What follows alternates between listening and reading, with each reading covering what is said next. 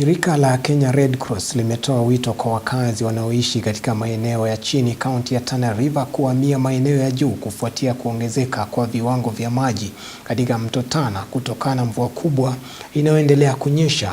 Mratibu wa shirika hilo Mohamed Rajab amesema kuwa vijiji kadhaa vimezingirwa na maji huku familia nyingi zikihitaji msaada wa dharura wa vyakula, mahema na dawa. Visa vya magonjwa yameanza kuripotiwa huku wito wa hatua za haraka kuchukuliwa ukitolewa ili kuhamisha na kuwasaidia waathiriwa.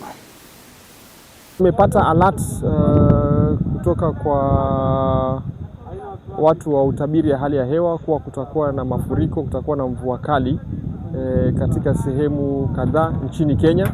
Niko katika sehemu ya Tana River County ambao tayari maji yameanza kufika katika sehemu tofauti tofauti na watu kupata majanga ya mafuriko. Sehemu za Nanigi tayari kunayo vijiji ambao vimezungukwa na maji na watu wako hapo ndani. Kwa hivyo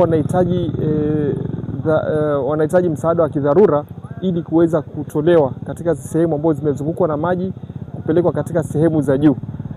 Katika sehemu za Gofisha tayari walioathirika wote wamepelekwa katika sehemu za juu na saizi wanahitaji msaada wa kidharura kama mahema, vyakula.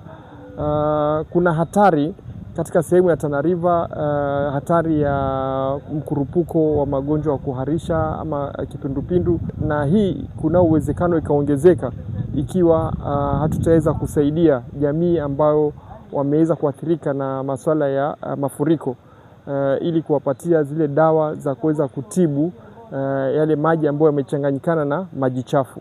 Maji ya mto Tana inaweza kupanda juu na hatimaye tunatarajia maji haya kuweza kuvunja kingo zake na kuathiri sehemu nyingi sana za Tana River, mbali na zile ambazo tayari zimeathirika hivi sasa.